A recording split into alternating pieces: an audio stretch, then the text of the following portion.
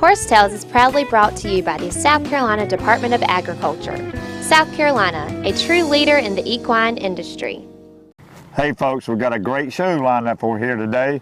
We're going to talk about Wiley's journey back into the horse business.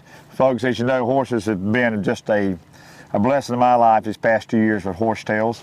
Had my daughter Blair come aboard with us as the co-host, and she's moved on to bigger and better things. She's got married and opened a business. And me and Wiley has become great friends, kind of like an adopted daughter through horses. And I've been after her about sharing her story, and she's going to share about half the story with you today, and we'll do some more later on. But Wiley, we're going to talk about how a horse introduced you to the PD Cowboy also, aren't we? That's right, David. We're going to talk about the journeys that a horse can take you in life that you never expected. We're here in Timmonsville at the Talleyho Equestrian Center to meet the horse that changed the direction of my life and spurred the chain of events to lead me to be standing here today with the PD Cowboy, co-hosting Horse Tales TV. Well, let's go Tallyho.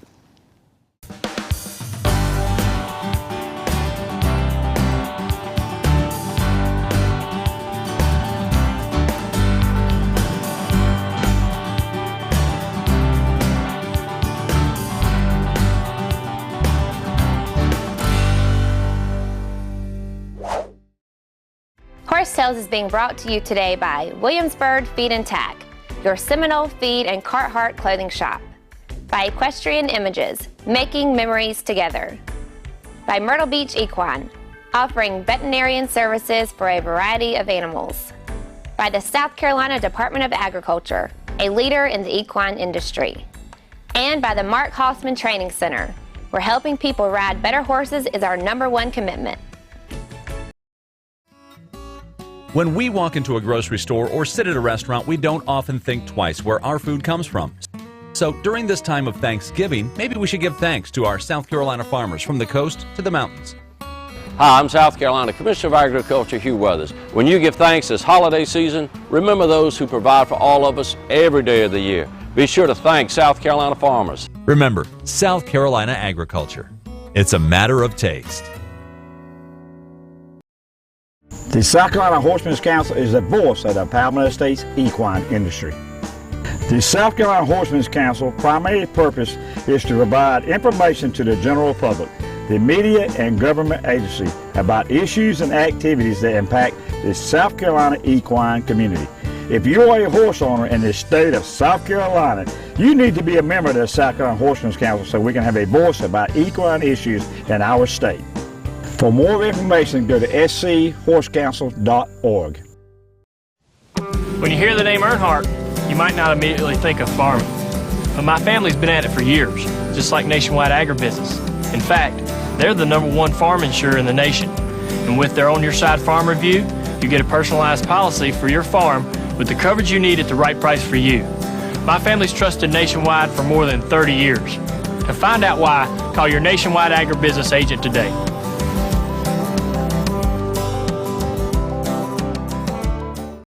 Did you know that the equine industry in South Carolina has an economic impact of nearly $3 billion annually? Hello, I'm Marcia Hewitt with the South Carolina Department of Agriculture. The economic impact of the horse industry is one of our state's best-kept secrets. Thousands of people are employed in different areas, from hands-on care to the production of horse supplies. Horses and the opportunity to ride various parts of our beautiful state, from the coast to the mountains, from trail riding to world-class horse racing. South Carolina is a leader in the equine industry. Folks, joining now is Katrina Hutto. Got it right? Yeah, Katrina Hutto. With Talleyho Equestrian Center, Timmonsville, South Carolina. It's good seeing you. It's been a long time since I've been out here. It has been. Well, tell the folks, you got a beautiful facility. Tell folks what you do out here. Well, we have a riding lesson program, and so we teach kids from 5 years old and up, and we teach them how to ride. We do dressage and English, a little bit of everything, and we do summer camps, and we board horses, and then we also have a therapeutic program. So we have a little bit of everything here. Well, we'll expound on that a little bit. But tell folks a little bit about yourself. How did you get involved in horses? Well, as a kid, I always rode and took lessons, and my dad would take me out like trail riding, and he decided, we got run off with one time. You know, that was when you could rent a horse and you could double up, and we got run off with, and he said, she needs a few lessons. And so he gave me a few lessons, and I think if he'd known that it had turned into a lifelong expense for him, he may not have done that, because then he ended up sending me to St. Andrews Presbyterian College and doing an equine science minor there. Okay. And then we leased barns and rented facilities, and then he ended up helping me do that, so my parents did. So. Wow. And my husband, of course. Well, how many horses do you have on site? We have 42 right now. We have a lot. Wow. We have a lot right now. Wow. Yeah, and about 15 of them are lesson horses or sale horses, and then the rest are boarders horses and ones we use for the therapeutic program.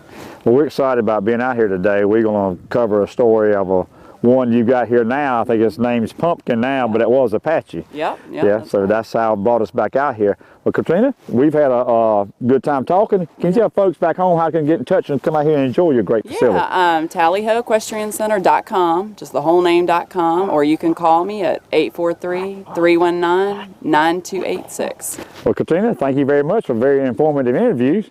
So, folks, we're going to go now to Wiley to tell us a little bit about Pumpkin, alias Apache.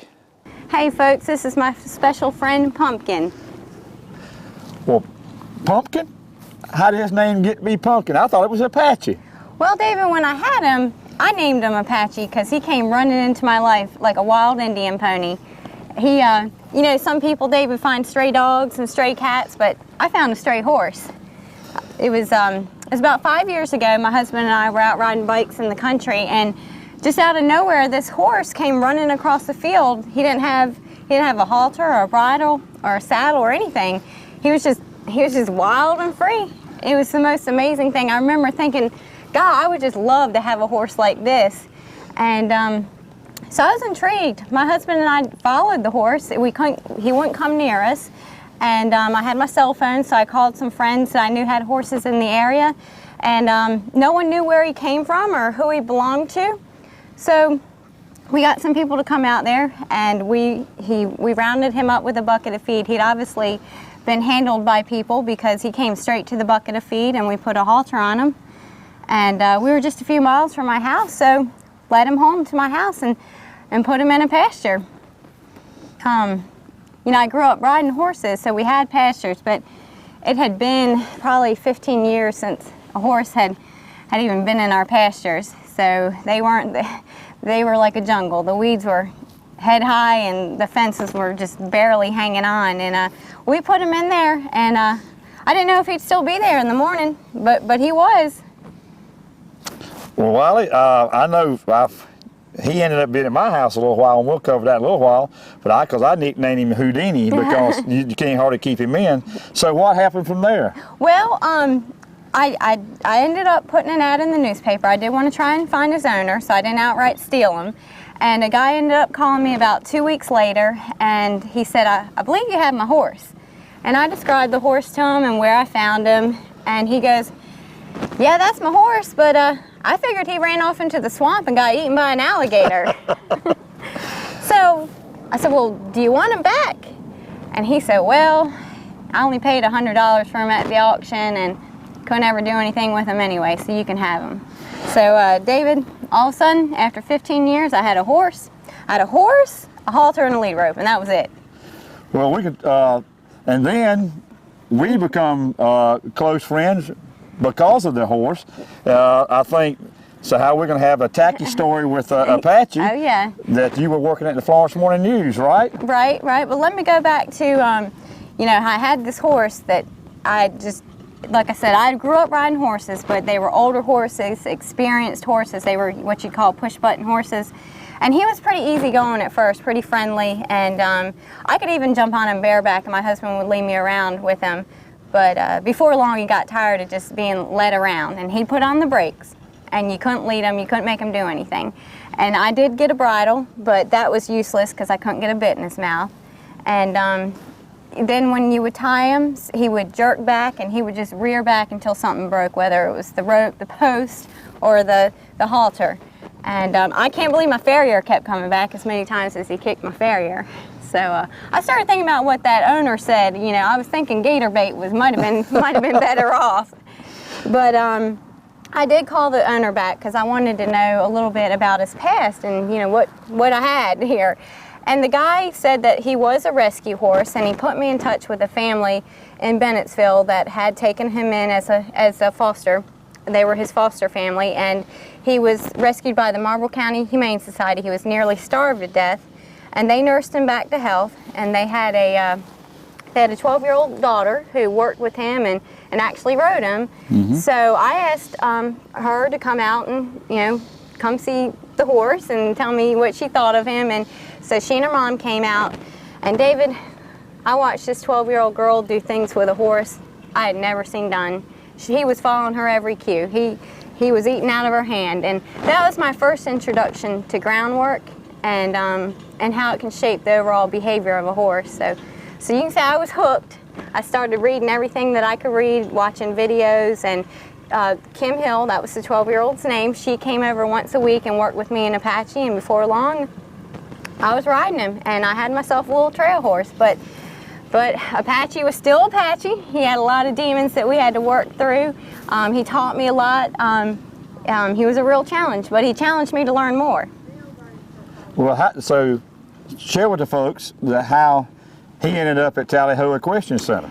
Yep, along this journey, he stayed at your house for a while because I had met you coming out from the morning news doing a story about you, a Marsh Tacky breeder, and I got laid off from my job at the newspaper, so money got a little tight and I had to make some tough financial decisions, one which was to sell my horses. And we had bought another horse after we got Apache, and you knew I didn't want to sell Apache, so you offered to let him stay out at your place for a while.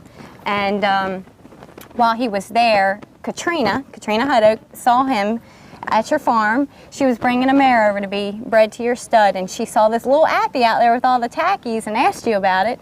And so you put Katrina in touch with me, and I had to make the tough decision, but I did. I sold him because I was riding all your tackies at no cost, and you'd let me start training horses. You were the one that put me on the path to training horses, and so I've spent more time on tackies than Apache. He was just becoming a pasture ornament. So I sold him. I wanted him to be fully enjoyed and ridden. And now, you know, a horse that sold for $100 at an auction is worth several $1,000s, and he's a show horse. I hear he's winning lots of ribbons with his new owner, who is Katie Yale.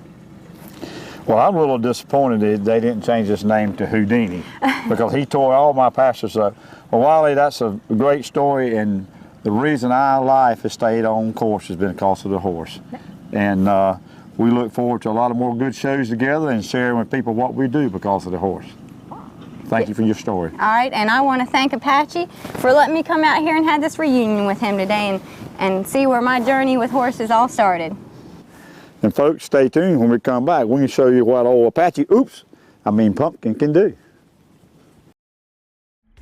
Horse Tales is being brought to you by Perfect Partners Equine, a unique and effective team approach to horse training. By Soulshine Horseware. Visit them online for handmade saddles, saddle pads, blankets, and purses. By Pine View Enterprises for your horse trailers, cargo, and utility needs. Also check out their full line of golf carts and utility buildings. See Randall Jones for the best deals in the Southeast. By King Street Auction Company. Buying and selling new and used equipment, tractors, and real estate. Call Alton Brown Jr. at 843-382-2121. By Paradise Farms in Aiken, South Carolina. Ride better through knowledge, not luck. Did you know that the equine industry in South Carolina has an economic impact of nearly $3 billion annually? Hello, I'm Marcia Hewitt with the South Carolina Department of Agriculture. The economic impact of the horse industry is one of our state's best-kept secrets.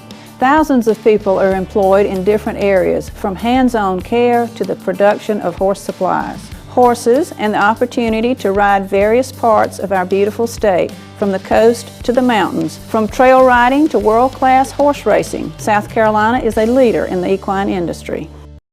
The South Carolina Horsemen's Council is the voice of the Palmetto State's equine industry.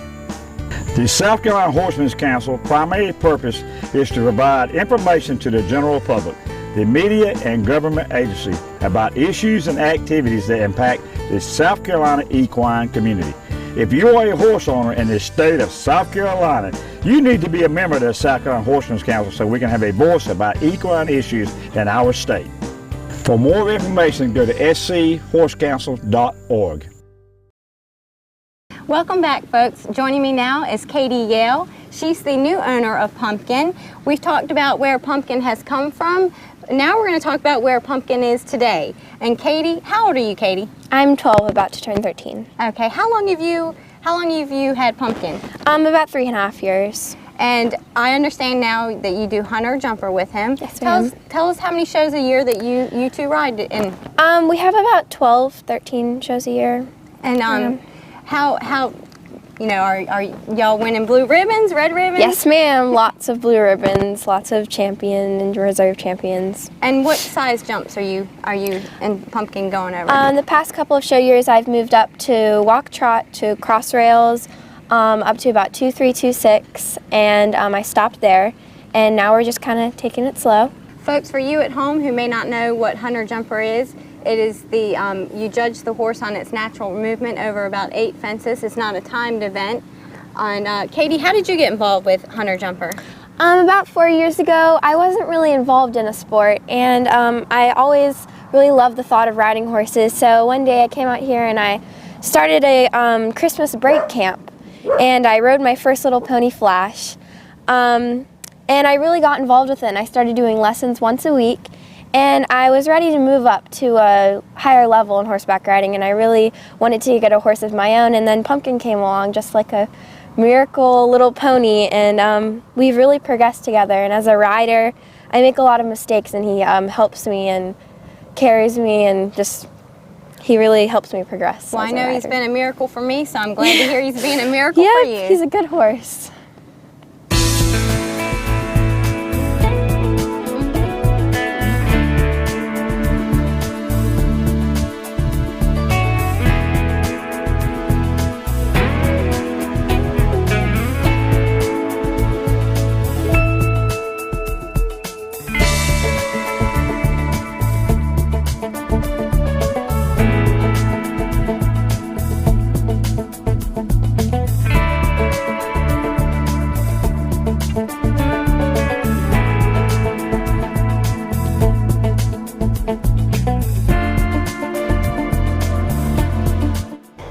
Well, it's been 3.5 years since I've been on this horse. I sold him in the summer of 2010.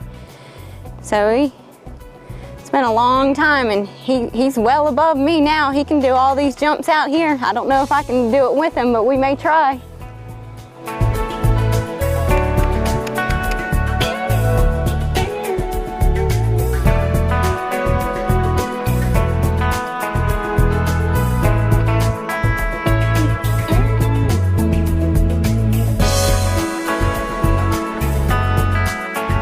Well, guys, what an awesome feeling. I just brought back so many memories. It's been great riding around on my horse that, like I said, he's changed a lot in my life, and I'm so glad to see him out here being used and really being enjoyed like I enjoyed him. Folks, back with me is Katrina Hutto with Talleyho Equestrian. Well, we was talking, you've got a therapeutic side of your business, is that correct? Yes, it is. Gwen Madrix actually runs the Bethlehem Stables Therapeutic riding program. And it is a fabulous program. You can see behind us over here, there's a ramp, and they use that for mentally and physically handicapped children and adults. They have a big program. They teach Saturday mornings and Friday mornings now, and they also have our first Wounded Warrior. And so that's a really big deal. That's been a lot of fun to learn about and to see the improvements. Well, how did you come about getting involved with that, Katrina? Gwen and I are old friends. Okay. And she had the heart and the desire and was led by God to start this program. And they needed a joint operation, where the horses were already here, and we already had, because we have safe children's horses, so that's exactly what you need for a therapeutic program. You need old, safe animals. And we had that, so we were just able to join our programs together.